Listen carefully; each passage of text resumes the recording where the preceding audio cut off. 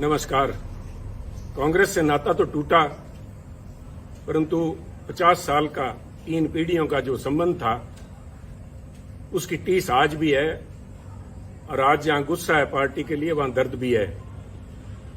और उदयपुर में जो कुछ हो रहा है उसको देख के पार्टी पे तरस भी आ रहा है। आज यहां पे मैं कुछ बातें कांग्रेस के शीर्ष नेतृत्व से साझी करने के लिए आया हूं, अपने दिल की बात कहने के लिए आया हूं। और जो मेरे दिल की बात है, मैं समझता हूं यही बात बहुत से लाखों करोड़ों कांग्रेस के कार्यकर्ताओं के दिल की बात है, जो शायद उस चिंतन शिविर में रखी ना जा सके, क्योंकि जमावड़ा वहां बड़े शीर्ष नेताओं का है। पर कितने शीर्ष नेता सिर्फ चीयर लीडर का रूप धारण करके रह जाएंगे, या कितने लोग उनमें से सच के ऊपर पहरा देंगे, कड़वी और सच्ची बात कह पाएंगे, ये तो आज और कल का दिन ही बता पाएगा। परंतु 50 साल जिस पार्टी में खून पसीना बहाया, जिसके साथ अच्छे बुरे समय में साथ रहे, उसके प्रति मेरा भी जाते जाते एक दायित्व बनता है। I would call it my parting gift to Congress party. मैं कुछ बातें साझी करना चाहता हूं, क्योंकि कल मैंने कांग्रेस के हमारे माननीय अध्यक्ष सोनिया जी का भाषण सुना। बड़ा भावुक भाषण था, और उन्होंने खास तौर पे जो बात कही कि exceptional situations need exceptional solutions. परंतु कल का जो प्रोग्राम मैंने देखा उस चिंतन शिविर का, वो मात्र एक औपचारिकता, एक फॉर्मेलिटी फुलफिल करने से ज्यादा कुछ भी नहीं था। आज समय जब है पार्टी को बचाने का, आज पार्टी का अस्तित्व जो है, party is facing existential crisis, और उस समय हम इस तरह से बिहेव कर रहे हैं जैसे राष्ट्र का दायित्व आज कांग्रेस पार्टी के कंधों पे है। कमेटियां बनाई गई हैं, 6 किस्म की कमेटियां हैं, जो कि फॉरेन पॉलिसी भारत की डिस्कस कर रही है, कोई इकोनॉमिक पॉलिसीज, आर्थिक पॉलिसीज के ऊपर डिस्कशन चल रही है, एग्रीकल्चर पॉलिसी के ऊपर डिस्कशन कर रही है। मेरा मानना है कि बिल्कुल कांग्रेस आज एक मेन अपोजिशन पार्टी है, और हमारा ये फर्ज भी बनता है कि हम इन विषयों के ऊपर हमारी एक राय हो। परंतु उससे भी ज्यादा, जैसे कहते हैं कि घर को सजाने का तस्वुर तो है बहुत, घर को सजाने का तस्वुर तो है बहुत, पहले यह तो तय हो कि घर को बचाएं कैसे।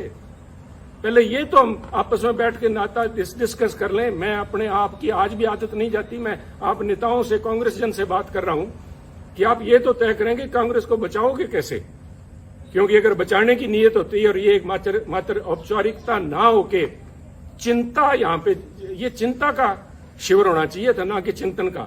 चिंता तो दिखाई नहीं दी। अगर चिंता होती वास्तविक में, तो वहां पे एक कमेटी, उन 6 कमेटियों के साथ कमेटी एक यूपी के ऊपर भी बनती कि उत्तर प्रदेश के अंदर कांग्रेस की ऐसी दुर्दशा क्यों हुई। 403 सीटों में से करीबन 390 सीट्स के ऊपर कांग्रेस के जो प्रत्याशी थे, उनको मात्र 2000 वोट भी नहीं आ पाए। आप सब समझते हैं कि पंचायत के मेंबर का जो कैंडिडेट होता है वो भी 2-4 हजार वोट ले जाता है। एक कांग्रेस का एमएलए उत्तर प्रदेश, जो कि दिल है हिंदुस्तान का, वहां पे कांग्रेस के नेताओं की ये दुर्दशा होनी, नेताओं की नहीं, मैं समझता हूं ये शीर्ष नेतृत्व की और पार्टी की दुर्दशा है। उसके ऊपर कोई कमेटी बनी, क्या उस पर कोई विचार करेगा? कल कोई अजय जी, जो लालू जी हमारे, अजय लालू जी हमारे प्रधान है, क्या वो बात करेंगे, साझा करेंगे क्या कारण रहे, क्या कमियां, उनको सुधारने का प्रयास किया जाएगा। इसी तरह चाहे गोवा है, चाहे मणिपुर है, क्यों आज क्या हालात, इस किस्म के बाद चर्चा तो ये होनी चाहिए थी कि पूरा north east, all the 7 sister states जो हैं, हम सारी हाथ से खोए बैठे हैं। क्या कारण हुआ? गोवा में तो बड़ी भारी एंटी इनकम्बेंसी थी सरकार की, चर्चा ये भी थी कि सरकार बनने के चांसेस है, परंतु हम कहीं भी नहीं ठहर पाए। और उत्तराखंड की बात कीजिए, और उत्तराखंड की तो मैं स्पेशली बात करना चाहूंगा कि 2 सूबे प्रांत ऐसे थे जिनकी बातचीत हो रही थी कि उत्तराखंड और पंजाब के अंदर कांग्रेस बहुत ही अच्छा प्रदर्शन करेगी और दोनों में सरकार कांग्रेस की बनेगी। फिर क्या हुआ? क्या कोई वहां बता पाएगा कि उत्तराखंड के जो मुख्यमंत्री के प्रत्याशी थे हमारे हरीश रावत जी, उनका एक पांव पंजाब में था, एक पांव उनका देहरादून में था इलेक्शन दिन तक। क्या वो सोच लेके आए थे? क्या सोच के साथ हरीश रावत जी को पंजाब का प्रभारी बना के भेजा गया? क्या उनकी मंशा सिर्फ इतनी थी कि हम तो डूबे हैं सनम, तुमको भी ले डूबेंगे? खुद तो उनकी जो दुर्दशा हुई, और मैं इसमें कहने में संकोच नहीं करूंगा, मैं पहले भी कह चुका हूं और आज फिर कह रहा हूं, अगर हरीश राव जी आ रहे हैं तो I call it divine justice, he deserved it. जो कांग्रेस पार्टी की दुर्दशा हुई है उसमें बहुत बड़ा रोल जो है एकमात्र इन व्यक्ति का है। सारा दायित्व तो इनके कंधों पे मैं नहीं डालूंगा, हमारी भी कमियां रही वहां पे, पर इनका बहुत बड़ा रोल था। ये एक कड़ी थे यहां से लोगों पर बात करने के लिए। और उससे भी ज्यादा जरूरी, जब उत्तराखंड की बात करते हैं तो पंजाब की बात कैसे ना करेंगे। मैं पंजाब की बात के ऊपर कुछ समय लूंगा। मैं आपसे धैर्य की अपेक्षा करता हूं कि कृपया थोड़ा धैर्य रखें, क्योंकि पंजाब का मुद्दा सिर्फ वहां पे सरकार बनने ना बनने तक सीमित नहीं है। बहुत ही एक आधारभूत मुद्दा है जो पंजाब से जुड़ा हुआ है। पंजाब में जो घटनाएं वापरी हैं और जिस वजह से वहां पे पार्टी की जो दुर्गत हुई है पंजाब में, उसकी समस्याएं जो है उनके दूरगामी और आधारभूत उसका प्रभाव पड़ेगा। एक बात मैं मानता हूं कि देश जो है, भारतवर्ष जो है, एक सेकुलर देश है, और उस भारतवर्ष के अंदर अगर सबसे कोई सेकुलर प्रांत है तो मुझे इस बात का गर्व है कि वो पंजाब है। और पंजाब ने बार बार ये दर्शाया है, यहां तक कि 25,000 पंजाबियों ने कुर्बानी दे के भी, आतंकवाद के उन काले दिनों में 25,000 पंजाबियों की कुर्बानियां हुई, परंतु वहां आपसी भाईचारे और सेकुलरिज्म के ऊपर आंच भी नहीं आई। परंतु आज एक छोटी सोच का व्यक्ति, छोटी सोच का सो कॉल्ड लीडर, छोटी सोच का एक छोटा नेता जो बड़े पदों पे आसीन है, उसकी जुबान ने वो करने का प्रयास किया जो आतंकवाद के काले दिनों के अंदर AK-47 की गोलियां भी नहीं कर पाई। ये तो पंजाबियों को मैं दाद देता हूं कि उन्होंने फिर से मौका संभाला। और आप देखिए, जीता जागता सबूत देखिए। अगर किसी को इस बात के परिणाम की, इसको प्रूफ की जरूरत है तो वो देखिए कि इस इलेक्शंस के अंदर, जिसके नतीजे 10 मार्च को भी आए हैं, अगर धर्म की बात करें, सिखों ने, जो सिखों की पंथक पार्टी अकाली दल, उसको वोट नहीं डाला। हिंदुओं ने बीजेपी को वोट नहीं डाला, और SC भाईचारे ने, हमारे दलित भाइयों ने कांग्रेस को वोट नहीं डाला। पंजाबियों ने एक सिख के तौर पे, एक हिंदू के तौर पे, एक दलित के तौर पे, क्रिश्चियन या मुस्लिम के तौर पे नहीं, उन्होंने पंजाबी के तौर पे वोट डाला। और इस सारे आडंबर को ढा के उन्होंने एक आस और उम्मीद को वोट डाला, एक रंगले पंजाब की आस, एक बेहतर फ्यूचर, बेहतर भविष्य की आस में उन्होंने वोट डाला।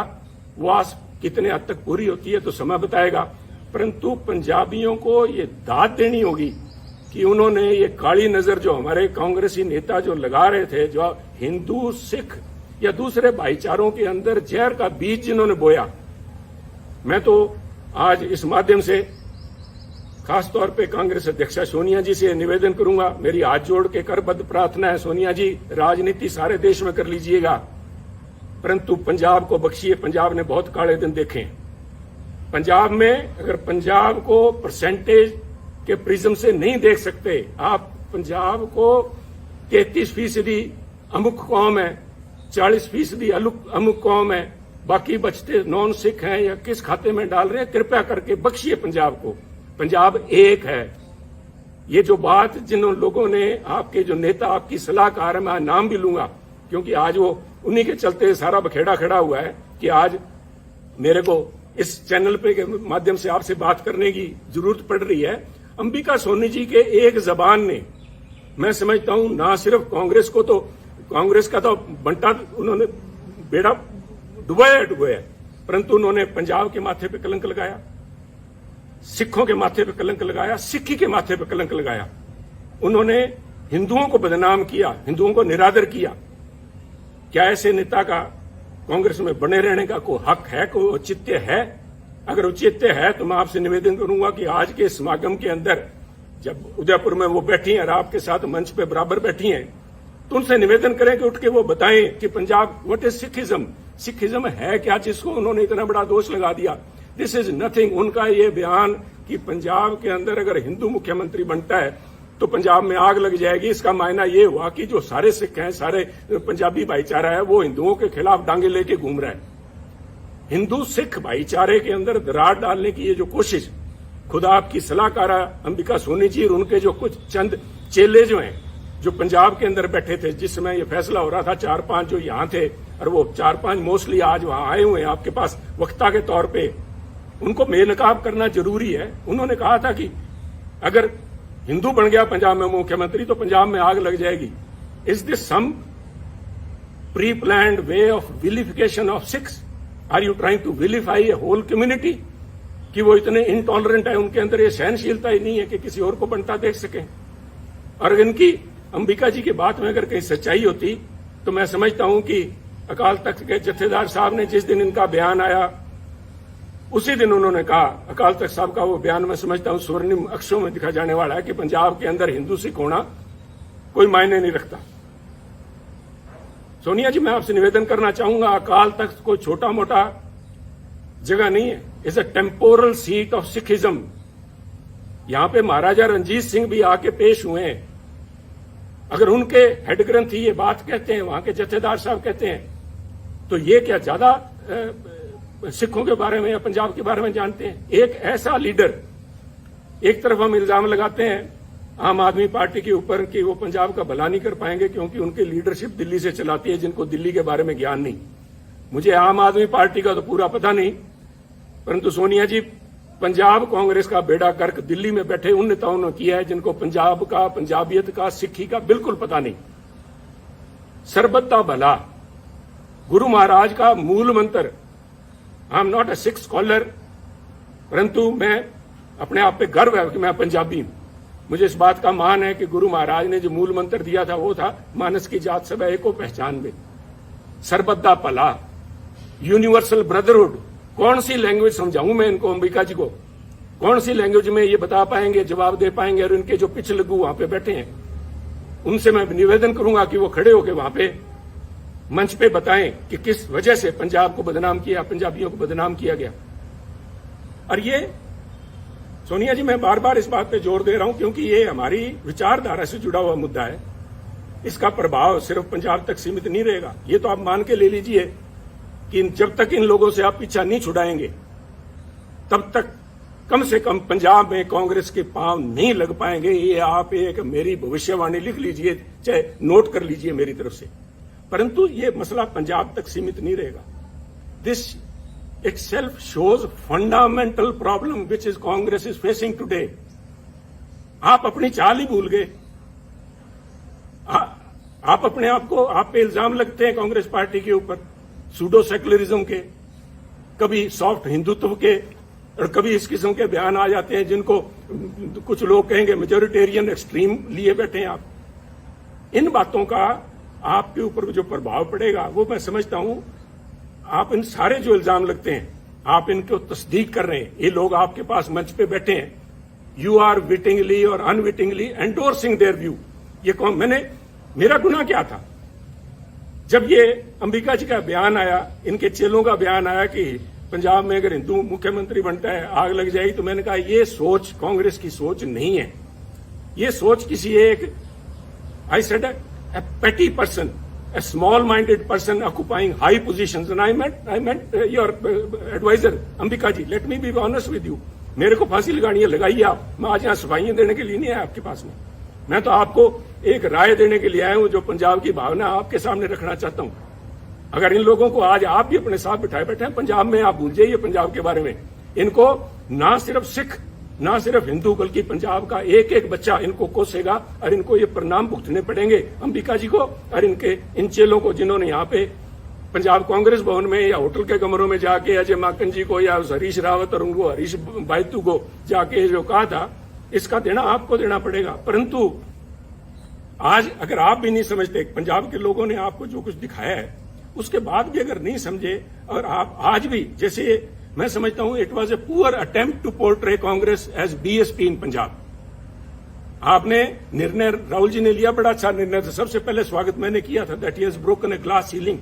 पर जिस तरीके से उसको प्रस्तुत किया गया तो लोगों ने कहा कि अगर हमने जात पात और जाति के आधार पर वोट डालना है तो हम नकली बीएसपी को वोट क्यों डालें, असली बीएसपी को क्यों नहीं डाल लेते।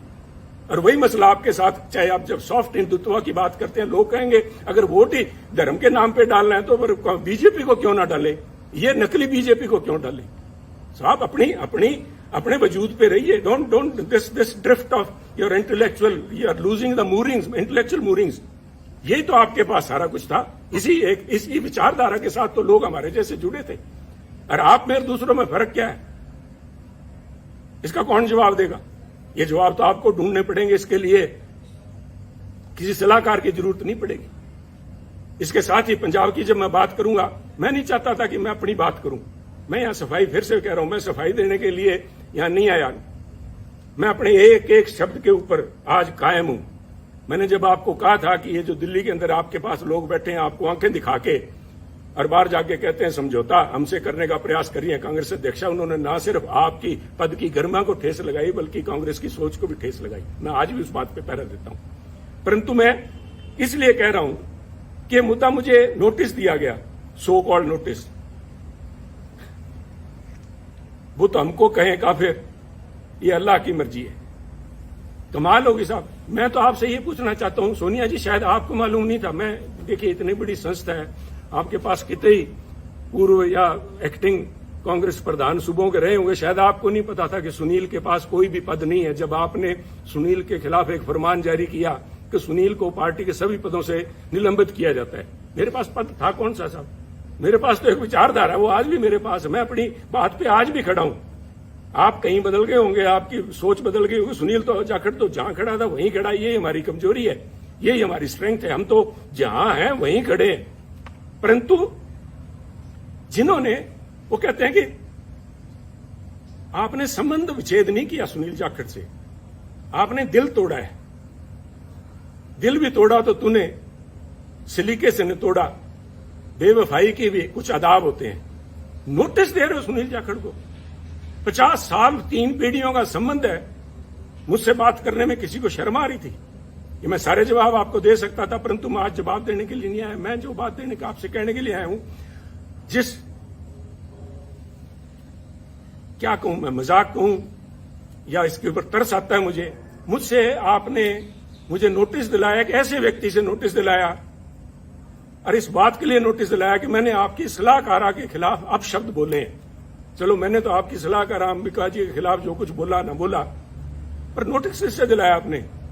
तारिक अनवर जी एक बड़े सुलझे हुए परिपक्व नेता हैं, उनका तो आपको ध्यान होगा कि वो 1999 में, आज से करीबन 20 साल से ज्यादा पहले, कांग्रेस छोड़ के चले गए थे। आपको ये भी पता होगा कि वो क्यों छोड़ के गए थे। वो ये कह के छोड़ के गए थे कि सोनिया गांधी एक विदेशी महिला है, और विदेशी महिला अगर इंडियन नेशनल कांग्रेस की अध्यक्षा बनती हैं तो मैं उसे कदापि सहन नहीं कर सकता। और यही तारिक अनवर साहब, संगवा साहब और पवार साहब के जाके इन्होंने सरकार अपनी पार्टी बनाई थी। आप भूल गए क्या? कोई आपको बताने वाली, ये सलाहकार आपकी बताने वाली थी नहीं क्या? और ये क्या बताएंगी साहब? वो कहते नहीं, यहां तो हर शाख पे उल्लू बैठा है। इन श्रीमती जी की, अंबिका सोनी जी की बताऊं मैं आपको। आप उनसे, हमें जिसके ऊपर मैंने इल्जाम लगाए, मैं आपके माध्यम से, सोनिया जी, मैं आपको, क्योंकि आप बड़े हैं, आप अध्यक्ष हैं, आपके माध्यम से एक स्पीकर के तौर पे मैं आपके माध्यम से कांग्रेस जनों से बात कर रहा हूं कि जिस व्यक्ति पे मैंने आरोप लगाए हो, क्या वो मेरे खिलाफ अनुशासन कमेटी में बैठ सकती है जज बन के? कहते वही कातिल, वही शाहिद और वही मुंसिफ ठहरे। वही कातिल, वही शाहिद और वही मुंसिफ ठहरे। ऐ खुदा, मैं अपने कत्ल का दावा करूं किस पे? मैं किसको जाके कहूं ये बात? ये मेरे पे फैसला करेगी? 1977 में कहां थी जब इमरजेंसी के बाद सोनिया जी परछाया छोड़ गया था कांग्रेसियों का? जो लोग थे, इन किस्म के जो वक्ती लोग थे, these are fair weather friends, they are fair weather warriors. Indira ji की चहेती थी ये, संजय जी के साथ ही मिलकर काम करती थी, इसलिए इंदिरा जी का इनके तरफ बड़ा मान सत्कार था। और उस मान सत्कार का नतीजा इसी अंबिका सोनी जी ने यह दिया कि 1977 में जब उनको अपने साथियों की जरूरत थी तो अंबिका जी सबसे पहले उस डूबते जहाज से छलांग मार के गई थी। जहाज से डूबने वालों को क्या कहते हैं मैं नहीं इस चक्कर में पड़ूंगा। और ना सिर्फ छलांग लगा के गई, ना सिर्फ उन्होंने यहां से कांग्रेस उर्स से चंडीगढ़ से इलेक्शन लड़ा जगन्नाथ कौशल जी के खिलाफ, कांग्रेस के प्रत्याशी के खिलाफ, इन्होंने मेरठ में जाके 84 में फिर महसीना को दुबई जी बैठी होंगी, मैंने देखा नहीं कल प्रोग्राम में उनको। मैं अल्लाह ताला से यही दुआ करता हूं कि उनकी सेहत कायम रहे, वो यहां हो। उनसे पूछिएगा कि इन अंबिका सोनी जी ने इंदिरा जी के खिलाफ क्या क्या अभद्र भाषा इस्तेमाल की थी। आप बड़े दिल के नेता हैं राहुल जी, और आप भूल जाएंगे सोनिया जी, हम नहीं भूलते। हम तो गांठ बांध के बैठे हैं, और ऐसे लोगों को बेनकाब करना पड़ेगा। जब मैं ये बातें कर रहा हूं, जो मेरा ये किस्सा है, this is a case study in itself, the way Punjab issue has been handled from the very beginning. छोड़िए सुनील को उतारा गया जुलाई 2021 के अंदर ये कह के कि सुनील जाखड़ मुख्यमंत्री कैप्टन अमरिंदर सिंह जी के साथ मिलकर काम करता, उनका बहुत नजदीकी है, मिले हुए दोनों। नए कांग्रेस प्रधान को बनाया गया, और उसके बाद जुलाई 21 को नए कांग्रेस के प्रधान नवजोत सिंह सिद्धू जी बनते हैं, और उसके बाद 6 महीने तक सारी एआईसीसी, सारी कांग्रेस इसी बात को लगी रही कि पहले मुख्यमंत्री कैप्टन अमरिंदर सिंह जी, उसके बाद में चरणजीत चन्नी, इन दोनों को आपस में कैसे इकट्ठा बिठाया जाए, कैसे पीसीसी प्रधान और मुख्यमंत्री मिलकर काम करें। व्हाट वाज इट, क्या था ये? क्या आप इसी एक बात पे, किसी एक बात पे खड़े हैं क्या? कोई स्टैंड है पार्टी का? और ये जो डिस्टेबलाइज करने की प्रयास किया गया, मैं जिनकी बात कर रहा हूं, डिवाइन जस्टिस की, रावत साहब को भेजा इसलिए गया था कि कैप्टन अमरिंदर सिंह व सिटिंग प्रिटी, उनको डिस्टेबलाइज किया जाए। सोनिया जी, डिस्टेबलाइज तो विरोधी पार्टियां करती हैं, आप तो you are the parent party, Congress high command वहां पे बैठी, आप पंजाब में क्या डिस्टेबलाइज करवाना चाहती थे? Control destabilisation. और इसका रेमिफिकेशन देखिए, आज नोटिस आया कुछ दिन पहले मेरे को, नोटिस देने के बाद में एक नोटिस नवजोत सिंह सिद्धू जी को भी दिया गया। मेरे बहुत से डिफरेंसेज हैं नवजोत सिंह सिद्धू जी से, परंतु मैं इन प्रिंसिपल बात करना चाहता हूं, क्योंकि ये बातें आज के इस चिंतन शिविर में होनी चाहिए कि उनको किस बात के लिए नोटिस दिया गया कि वो अपनी सरकार के खिलाफ बोलते थे, वो कैप्टन अमरिंदर सिंह जी के खिलाफ बोलते थे, उन्होंने चरणजीत चन्नी के खिलाफ बोला, उनको नोटिस दिया गया। तो सब मेरा एक सवाल है, और मैं बड़ा उनका रिस्पेक्ट करता हूं, अशोक गहलोत जी का। अशोक गहलोत जी, आपकी सरकार को डिस्टेबलाइज क्या सुनील जाखड़ ने कर रखा है क्या, जो सुनील को नोटिस दिया गया है? आपकी सरकार को नवजोत सिंह सिद्धू ने डिस्टेबलाइज कर रखा है क्या? सुनील जाखड़ तो शायद कैप्टन अमरिंदर सिंह से मिला हुआ था या नहीं था, वो तो ये खुद जानते हैं, क्योंकि एक एक बात का इनको ब्यौरा दिया हुआ था। मैं नहीं चाहता था कि कांग्रेस की लड़ाई सड़कों पर उतरे, परंतु ये इनका फैसला था। सिर माथे, मैंने उस माथे को कबूल किया, सिर माथे कबूल किया, परंतु नवजोत सिंह सिद्धू तो सिर्फ बोलते ही हैं। और आपके यहां तो गहलोत साहब हर 15वें दिन आपको बताना पड़ता है राजस्थान की जनता को कि मैं अभी मुख्यमंत्री रहूंगा।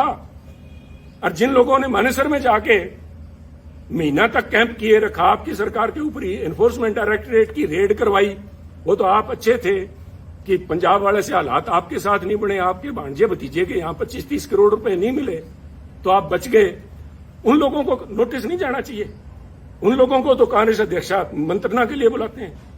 तो क्या एक संदेश दे रहे हैं? एक मन बनाना पड़ेगा, क्योंकि अगर सुनील ने खता की है और सुनील की वजह से अगर पंजाब में सरकार नहीं बन पाई, और जैसे कि आपके हरीश बायतू जी कह रहे हैं कि सुनील की वजह से, सुनील के बयानों की वजह से आसपास वाली स्टेट्स के अंदर भी कांग्रेस को नुकसान हुआ है, तो फिर सुनील को निकाला क्यों नहीं? मैं ये पूछना चाहता हूं। अगर आपने फैसला ले लिया सुनील ने गलत किया तो सुनील को निकाल के बाहर करो। एक संदेश जाना चाहिए। मेरा कहने के बाद आप फैसला लीजिए, आपको फैसला करना पड़ेगा। मेरा मानना है ये जो कुछ भी हो रहा है, ये चंद चापलूस लोग जिन्होंने घेर रखा है, वो सिर्फ चापलूस ही नहीं है। मैं मर्यादा से बाहर नहीं जाना चाहता, परंतु पहले इल्जाम लगा करते थे कि कांग्रेस के हर समय हर सरकार के अंदर एक कोटरी होती है, जिसे किचन कैबिनेट कह लो या कोई उनकी कोटरी, उनके विश्वास पात्र हैं जो अपनी नजदीकों का फायदा उठाते हैं। परंतु मैं कांग्रेस साथियों को बताना चाहता हूं over a period of time, क्योंकि मैंने जो 20 साल के मेरे एक्टिव पॉलिटिक्स में देखा है, ये जो कोटरी थी, ये जो ग्रुप थे, ये गिरोह का रूप धारण कर चुके हैं। और मैं बड़ी गंभीरता से और बड़ी जिम्मेवारी से कह रहा हूं, गिरोह का शब्द मैंने इस्तेमाल किया है।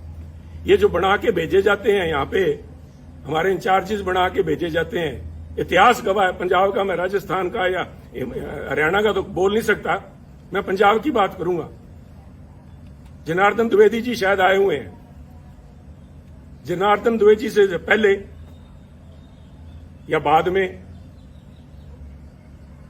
एक शकील अहमद साहब को छोड़ दीजिए, चाहे वो चाणक्य थे, चाहे वो आशा कुमारी जी थी, चाहे रावत जी थे, और चाहे हमारे हरीश बायतू जी थे, ये सारे के सारे एक ही आका के जाके पैरों में हाथ लगाते हैं। वो हमारे पंजाब की आंटी बैठी है वहां पे, इन सारों को उनका वृद्ध उनका जो हस्त था उनके ऊपर था। और इन लोगों ने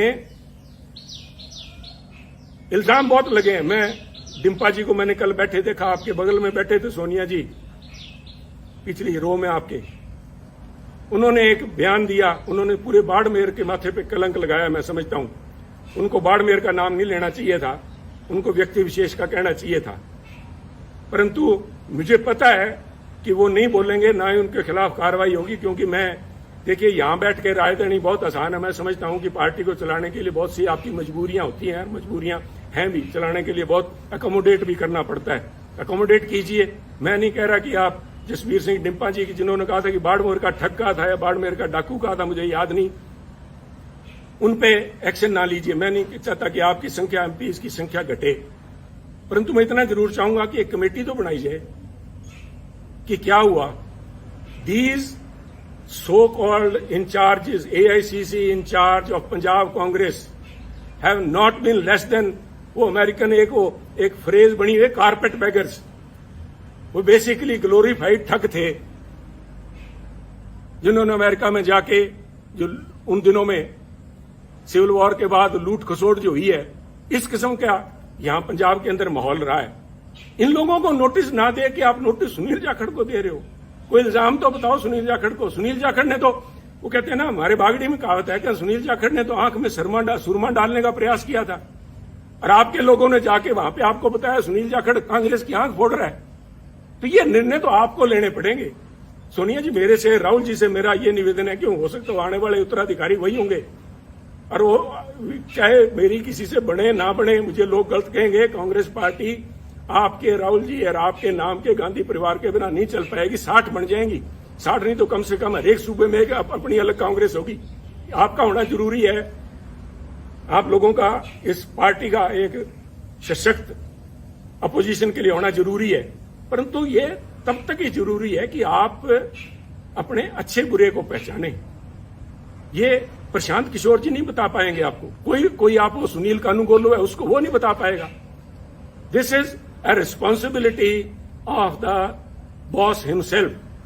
अगर आप लीडर हैं तो आपकी परख होनी चाहिए। आप छोड़िए, आप शायद, I have always claimed that Rahul Gandhi ji एक बहुत ही बढ़िया इंसान है। आई स्टिल बिलीव इट, चाहे आज मेरे फर्क है, चाहे जो भी है, जो आवाज उठनी चाहिए थी, सच के साथ में खड़ी होनी चाहिए, नहीं उनकी मजबूरियां होंगी, परंतु is a very fine man, is a very upright.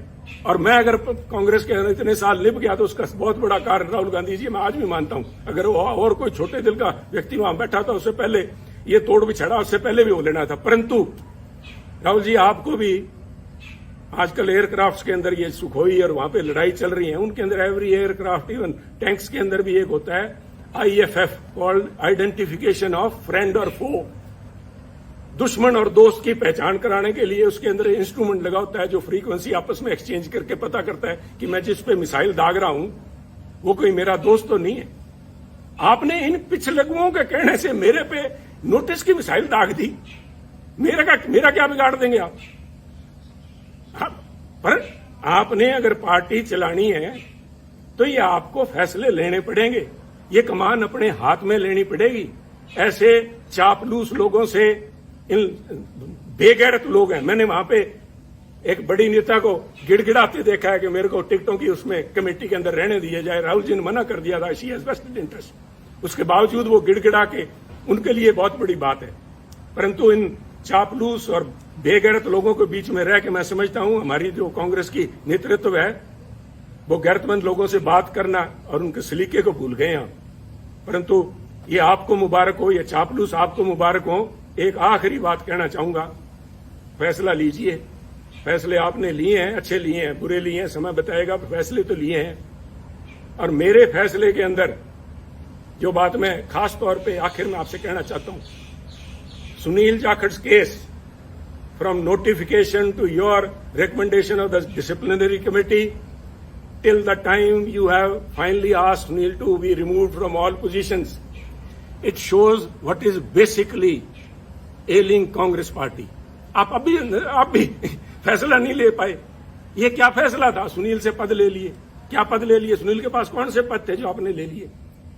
It is because आज भी आइदर यू लैक कन्विक्शन और you have doubt whether these allegations are true और नॉट। पर मिसाइल तो छोड़ दी, अब ये तो वापस नहीं आएगी। आपने तो मिसाइल दाग दी। सुनील का तो आपने कर दिया कुंडा। सुनील की गैरत, सुनील का ऑनर उसके लिए बहुत बड़ी बात है। और जिस दिन आपने नोटिस भेज दिया, मेरा तो आपसे उसी दिन संबंध विच्छेद हो गया। परंतु 50 साल आड़े आते हैं बीच में, इसलिए मैं आपसे संबोधित हूं कि ये कमान अपने हाथ में लीजिए, दोस्त और दुश्मन को पहचानिए। दोस्त दुश्मन नहीं पहचान सकते, कम से कम एसेट और लायबिलिटी तो पहचान लीजिए। एसेट कौन है, लायबिलिटी कौन है? ये लोग आपको कहेंगे कि पंजाब में हमने एक नेशनल एसेट क्रिएट किया। अगर वो एसेट है तो उस एसेट को क्यों नहीं पंजाब कांग्रेस का प्रधान बनाया? क्यों नहीं उसको यूपी में ले गए? हमारे यहां तो 17 फरवरी को पंजाब के अंदर इलेक्शन कैंपेन खत्म हो गया था। अगर आपने वाकई जात पात के नाम पे वोट मांगने का ठान ही लिया था पंजाब में, तो यूपी में क्यों नहीं लेके गए मायावती जी को काउंटर कराने के लिए? या already has become an embarrassment. ये फैसले आपको लेने होंगे और उसके लिए मैं आपका ध्यान, राहुल जी, लेके जाना चाहूंगा पानीपत की पहली लड़ाई बाबर की तरफ।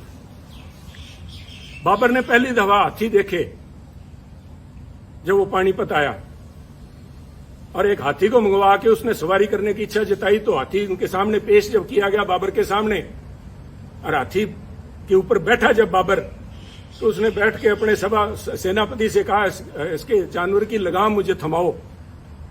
तो उन्होंने कहा, जनाब हाथी की लगाम नहीं होती।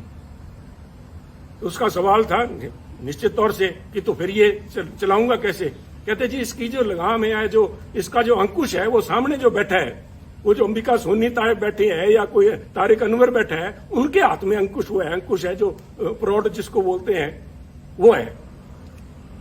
तो बाबर ने तब कहा था कि इसको हाथी को बिठाओ और मेरे को नीचे उतारो। तो उन्होंने कहा, क्या बात होगी महाराज? तो उन्होंने कहा, मैं उस चीज की सवारी कभी नहीं करूंगा जिस चीज की लगाम, जिस जानवर की लगाम मेरे हाथ में ना हो, जिस संस्था की लगाम मेरे हाथ में ना हो। तो मेरी आपसे बेनती यही है, with all due respect and for all the respect and all the time we have spent together and with the party, 50 साल की, आगे बढ़िए, कमान सामिए और इन पिछले लोगों को ऊपर छोड़ के कांग्रेस पार्टी को अगर जिंदा रखना है तो ये लगाम अपने हाथ में लीजिए।